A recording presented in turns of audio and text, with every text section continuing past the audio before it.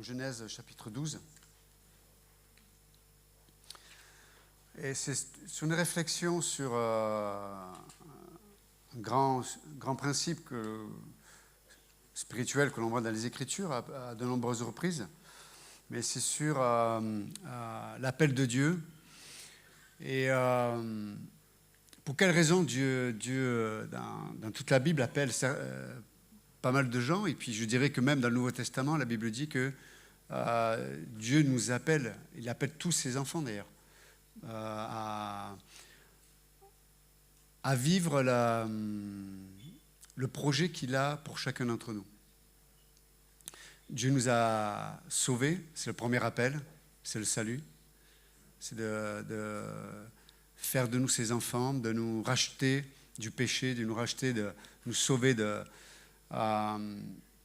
cette éternité sans lui, de cet endroit qui est la géhenne, etc. Donc ça, c'est incroyable de savoir que le plus grand appel de l'être humain est fait par Dieu pour le salut. Mais une fois que Dieu nous a sauvés, Dieu nous appelle encore. Dieu nous appelle à marcher dans son plan. Dans Éphésiens chapitre 2, il est dit que Dieu nous a sauvés par sa grâce, par le moyen de la foi, et afin que nous puissions rentrer dans les œuvres préparées d'avance. Wow. Donc il y a des choses que Dieu a préparées d'avance, littéralement de toute éternité. Il y a un terrain dans lequel Dieu nous attend. Il y a un voyage où Dieu nous attend avec plein d'étapes. Et l'appel de Dieu, il n'est pas simplement parce que Dieu a besoin de gens pour faire quelque chose. Vous imaginez bien, Dieu peut faire mieux que toi et moi ce qu'il faudrait faire. Puisque lui, il est parfait, il le ferait parfaitement. Mais Dieu, à travers l'appel qu'il a sur la vie de chacun, c'est que c'est le moyen pour nous d'apprendre à le connaître. Donc pourquoi Dieu t'appelle, pourquoi Dieu m'appelle dans ses œuvres préparées d'avance? C'est que, alors que nous marchons dans ces œuvres-là, nous allons apprendre à connaître Dieu. Et dans Genèse 12, juste avant Genèse 12, il y a eu Genèse 11, vous savez, il y a l'histoire de Babel, où l'humanité essaie quelque part de s'unifier pour devenir indépendant de Dieu. Et on va élever une tour qui va être à la hauteur de Dieu et personne ne nous donnera d'ordre, personne ne nous demandera quelque chose. On fera comme nous, on aura envie de faire. C'est ça en fait l'idée. Et Dieu va disperser ces hommes il va amener la confusion. Il va donner plusieurs langages et les gens du coup vont plus se comprendre. Et d'ailleurs Babel, ça signifie confusion. Et c'est à partir de cette confusion-là que Dieu va éparpiller les hommes sur la terre. Et puis juste après, il y a une généalogie, puis on est introduit dans le chapitre 11, et on voit la généalogie d'Abraham. Et donc, le père d'Abraham et Abraham partent vers Canaan. Et chapitre 12, il nous dit que, verset 1, « L'Éternel dit à Abraham, va-t'en de ton pays, de ta patrie et de la maison de ton père, dans le pays que je te montrerai. » Et puis, il va lui faire plein de promesses. Donc, Abraham va le faire. Mais juste la chose que je voudrais souligner, c'est que c'est la première occurrence dans l'Écriture où Dieu parle à Abraham. Abraham ne connaît pas réellement l'Éternel. Il ne connaît pas l'Éternel. Mais il reconnaît qu'il est le seul Dieu. Et donc, il obéit, il fait ce que Dieu lui demande. Et juste après, Abraham va aller à un endroit qui s'appelle Charan, en direction de Canaan. Et Charan, ça signifie route, caravane, c'est un voyage. En tout cas, c'est un cheminement, mais c'est la transition dans le cheminement. C'est dans un voyage, il y a des étapes.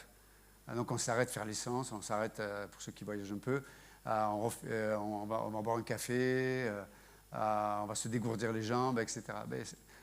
C'est Charan. Mais Charan, la racine du mot hébreu, ça signifie, ça parle d'être desséché, d'être consumé. Ça parle d'être, ça parle de désert, ça parle de quelque chose qui fait que peut-être on ne trouve plus de fraîcheur.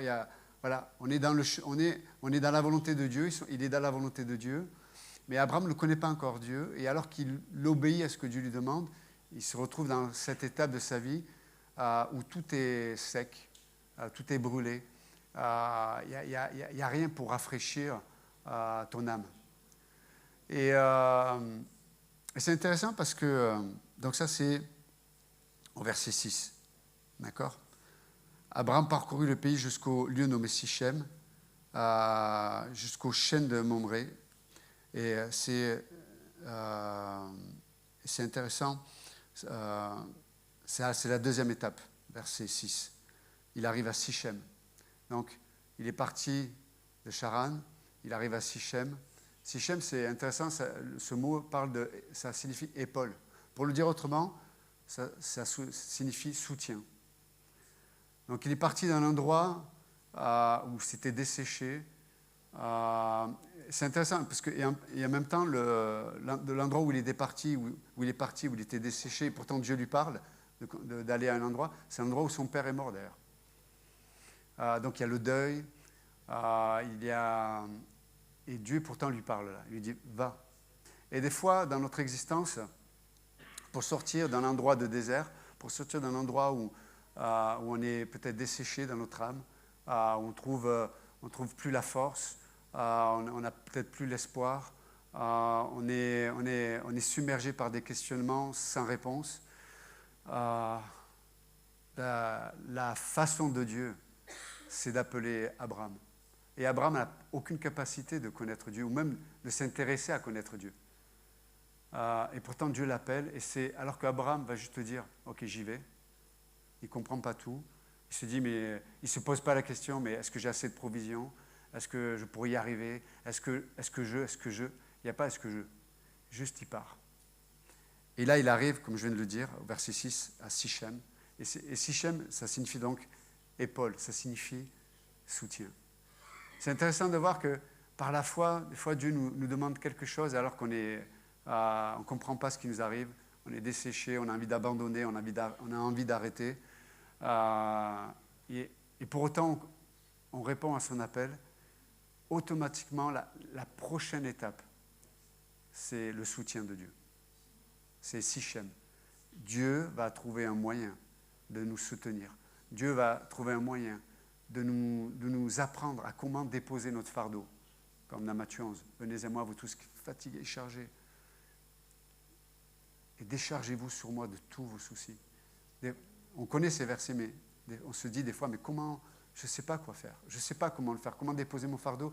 J'ai prié tant de fois, j'ai jeûné tant de fois, j'ai pleuré tant de fois. Et pourtant, je me retrouve toujours avec le même fardeau. Il y a toujours un Sichem. Mais il faut partir de Charan. Il faut partir de Charan. Il faut obéir à Dieu peut-être. Et des fois, vous savez, on attend d'avoir la provision. On attend d'avoir l'épaule de Dieu avant de partir. Dieu dit non. C'est la foi. C'est la foi. La foi vient de ce qu'on entend de la parole de Dieu. La foi. Et vous allez me dire, oui, mais ça veut dire quoi concrètement ? Écoute ce que l'Esprit dit à l'Église. Et tu vas entendre la voix de Dieu te parler. Et en t'accordant avec Dieu, tu vas rencontrer ce lieu qui s'appelle Sichem. Ce lieu où tu vas rencontrer l'épaule de Dieu, ce lieu où tu pourras déposer ton fardeau, ce lieu où tu vas voir ce Dieu qui a une capacité qui est parfaite pour la situation de ton existence. Et pour finir ce matin, parce que je vais entendre Pasteur Risto, mais Abraham continue le chemin, verset 7. Et là, cette fois-ci, l'Éternel apparut à Abraham. Donc Dieu, premièrement, a parlé à Abraham. Maintenant, alors qu'Abraham a fait ce pas de foi, qu'est-ce qui se passe ? Abraham, là, Dieu, il va y avoir une plus grande proximité, une plus grande intimité, une plus grande réalité de Dieu. Dieu apparut à Abraham. Littéralement, en hébreu, ça signifie « s'est manifesté à Abraham ». Abraham a vu quelque chose qu'il n'avait jamais vu. Waouh! Nous sommes créés pour ça, non? De voir Dieu. De voir Dieu. Et regardez ce qui se passe. C'est la première fois qu'Abraham va faire ça. Dieu, chaque fois que... Alors qu'Abraham ne connaît pas vraiment Dieu, au premier verset du chapitre 12, Dieu lui fait des promesses. Tu sais, c'est comme, je ne te connais pas, et pourtant Dieu parle à ton sujet. Toi, tu es là, tu es desséché, tu ne vois rien, tu ne comprends pas ce qui t'arrive, tu es rempli de doutes, tu es rempli de crainte, tu es rempli de colère, tu es rempli d'angoisse, tu es rempli de désobéissance, tu es rempli de tout ce que nous sommes humainement capables de faire, complètement à côté de la plaque. Et Dieu vient à parler à Abraham et lui dit, il lui parle que de promesses. Voilà ce que je vais faire, je vais te bénir, je vais multiplier oh là là là là. Je suis sûr qu'il ne comprenait pas ce qui... Mais il y va. Et là, il arrive, on l'a dit, à Sichem, puis verset 7, Abraham va entendre encore des promesses de plus en plus précises. Waouh.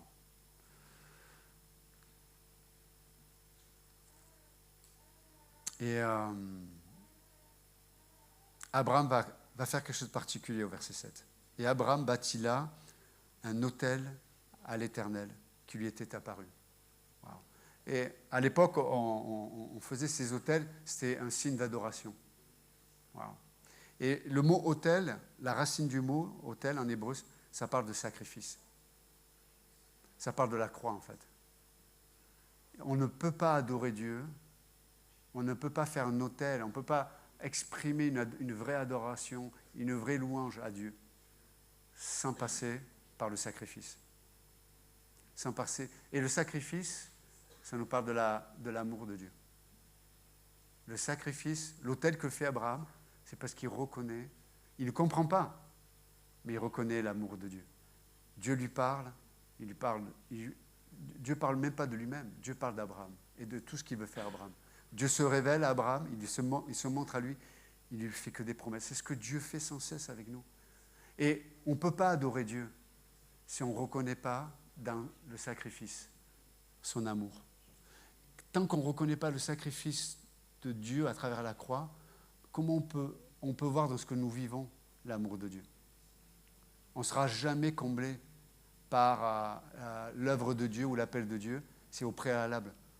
On ne s'arrête pas et on ne façonne pas cet autel en disant « Seigneur, je reconnais ton amour qui a été manifesté parfaitement sur cette croix. » Et Dieu, et en faisant cet autel, Abraham entend Dieu lui parler, mais Abraham commence à parler à Dieu.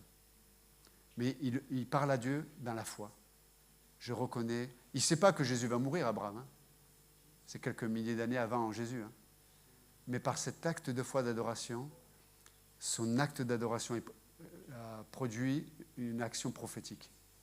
Chaque fois que nous sommes dans la foi, nos pensées, nos directions, nos confessions, nos décisions ont un aspect prophétique. Elles vont révéler l'œuvre accomplie de Jésus-Christ. C'est extraordinaire. Et verset 8, il se transporta de là vers la montagne à l'orient de Béthel. Et il va arriver à Béthel. Wow. Et Béthel, ça signifie la maison de Dieu. La maison de Dieu. Wow. Et la maison de Dieu, c'est ce que Dieu a bâti. C'est merveilleux de voir ce que Dieu veut bâtir. Et regardez autour de vous ce matin. Regardez autour de vous. Regardez, la Bible dit que vous êtes les pierres vivantes. Vous êtes la maison de Dieu. Et quand tu te regardes dans le miroir, tu es une pierre de cette maison. C'est un mystère.